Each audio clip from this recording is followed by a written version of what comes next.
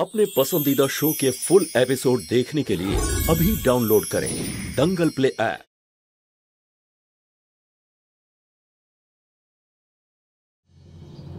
গুড্ডুদার সঙ্গে দেখা করতে গেলাম আর এসব হয়ে গেল। না আমি দেখা করতে আসতাম, না এসব হতো। সব আমারই দোষ। মাসিমা, আমায় ক্ষমা করে দেবেন। তোমার কোনো দোষ নেই ভুবন। এর সব কিছুর কারণ ওই নগিন আর ওই ছেলে দুটো।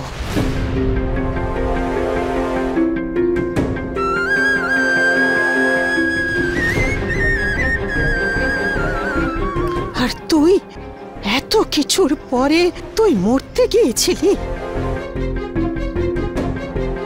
একবার অন্তত তোর এই বুড়ি মার কথা মনে পড়লো না? এত বছর তুই আমাকে ছেড়েছিলি আর এখন আরো দূরে যেতে চাইছিস। একটা কথা মনে রাখবি গুড্ডু মিশ্র, যদি দ্বিতীয়বার তুই এরকম করার কথা চিন্তা করিস তাহলে তোর আগে আমি এই পৃথিবী ছেড়ে চলে যাব।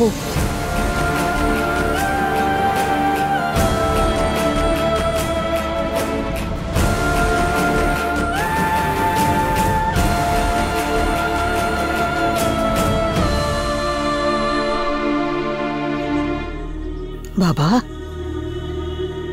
ভুল বুঝতে পেরে অনেক দিন পরে যে ফিরে আসে বাড়িতে, তবুও সেটা তো নিজেরই বাড়ি। আর তুই নিজের বাড়িতে ফিরে এসেছিস। বাবা, একটা কথা মনে রাখিস, সন্তান যতই বড় হয়ে যাক, যখনই দরকার পড়ে মায়ের আঁচলে এসে আশ্রয় নেয়। এটা তোর মায়ের বাড়ি, সব সময় তোর জন্য খোলা আছে। এখন আমি তোকে কোথাও যেতে দেব না, তুই আমাদের সাথে থাকবি, এখানে থাকবি। গুড্ডু আমাদের সঙ্গে থাকবে মা।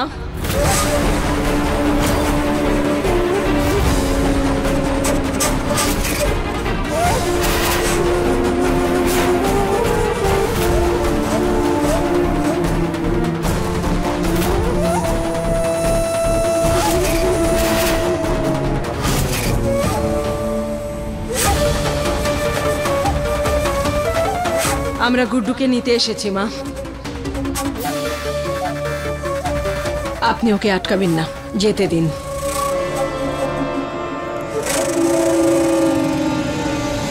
চলো শোনো বাবু।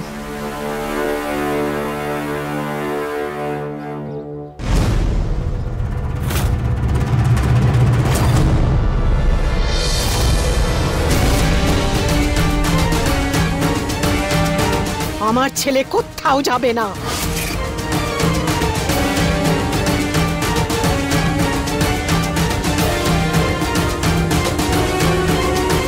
এর আগে এসেছিলে না তুমি ন্যাকামি করতে? কি বলেছিলে? আমার সবকিছু নিয়ে নিন, কিন্তু আমাকে ক্ষমা করে দিন। এই জন্য আমার ছেলেকে নিয়ে গিয়েছিলে, যাতে আমার ছেলে প্রাণ বিসর্জন দিতে বাধ্য হয়। মা, শান্তি দেবী আমার নাম, মা বলার কোনো অধিকার নেই তোমার। আর একটা কথা তুমি কান খুলে শুনে রাখো, আমার ছেলে তোমাদের হাতের পুতুল হয়ে কখনো থাকবে না। আর তুমি যদি চাও যতবার খুশি আমাদের চৌকাঠে পা রাখতে পারো, কিন্তু আমি আমার গুড্ডুকে যেতে দেব না। শোনো বাবু, আমাদের দুজনের মধ্যে একটু ঝগড়া হয়েছে বলে এরা দুজন তো দেয়াল তুলতে চাইছে। এই সব কিছু এদের চাল, আর এই চালের মাস্টারমাইন্ড হলো রঞ্জু।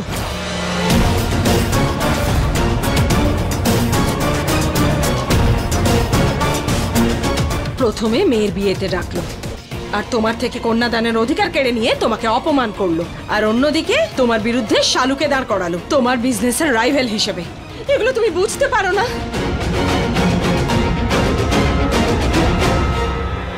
কিন্তু ও এটা জানে না, ষড়যন্ত্র যতই গভীর হোক, জয় সবসময় সত্যেরই হয়।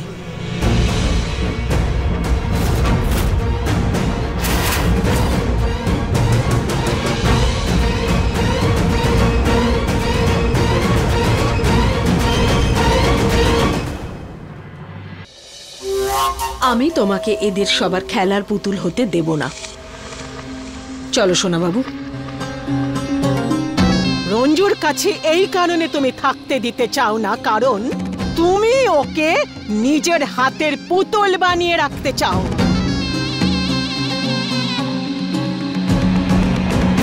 কিন্তু এটা হবে না তো, তুমি দেখতে পাচ্ছ না আমার গুড্ডু যেতে চাইছে না? দেখতে তো আপনি পাচ্ছেন না মা, তবে এখন আমি আপনার চোখের পর্দা সরানোর মুডে নেই। আমি শুধুই আমার সোনা বাবুকে নিতে এসেছি আর নিয়েই যাব। চলুন। মা,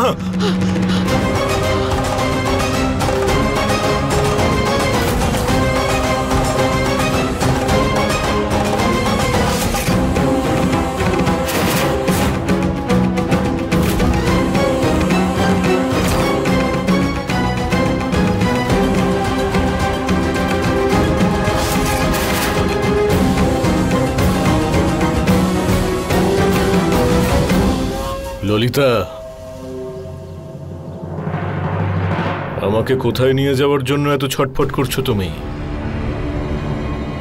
ললিতা নিবাস। আরে ওখানে গিয়ে কি করব আমি? টিভি দেখব, খবরের কাগজ পড়ব, আর নিজের রক্ত জল করা পরিশ্রমে তৈরি করা বিজনেসটাকে ধ্বংস হতে দেখব?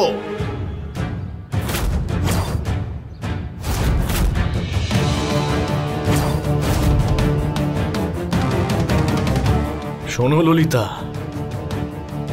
তোমার ওই দুই গুণধর ছেলে যারা ভাবে যে আমি ব্যবসার কিছুই বুঝি না, সেই ব্যবসার গোটা নেটওয়ার্কটা আমার এই নিজের হাতে তৈরি।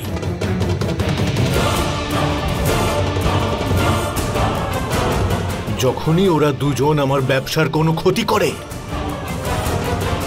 তখন কি মনে হয় জানো? মনে হয় আমার এই বুকে সূচবিদ্ধ হচ্ছে। আরে প্রত্যেক দিন তিল তিল করে এভাবে মরার থেকে ভালো একেবারেই আমি শেষ হয়ে যাই।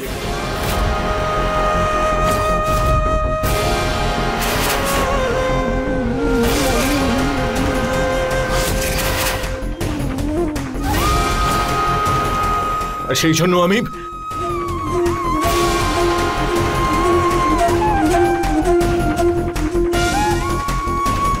কিন্তু ওরা আমাকে বাঁচিয়ে দিল। আজ পর্যন্ত ওদের জন্য আমি করেছিটা কি? কিচ্ছু না।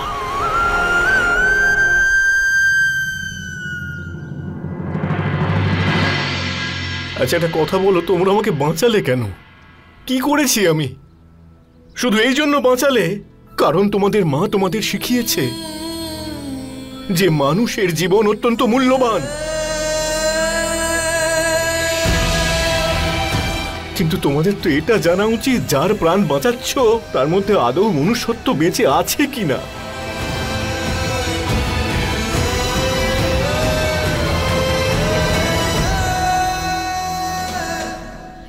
সোনা বাবু, ওরা তোমার জীবন বাঁচিয়েছে এই জন্য যাতে পরে ওরা তোমার জীবনের ওপর অধিকার ফলাতে পারে।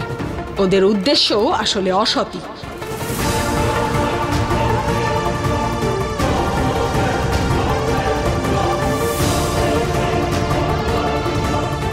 এইবার খুব নোংরা খেলা খেলেছে এরা, কিন্তু আমি তোমাকে এদের হাতের খেলার পুতুল হতে দেব না। চলো আমার সঙ্গে। আরে ললিতা দেবী, এত কিছু করেও তোমার শান্তি হয়নি? গুড্ডু, তুমি ভুলে যেও না, তুমি আমাকে কথা দিয়েছো যে তুমি আমাকে ছেড়ে কোথাও যাবে না, আর তোমার কথা তোমায় রাখতেই হবে। আরে ললিতা, তুমিও তো আমাকে কথা দিয়েছিলে যে আমার চেয়ে বেশি মূল্যবান তোমার জীবনে আর কেউ নেই। কিন্তু তুমি কি তোমার কথা রেখেছো?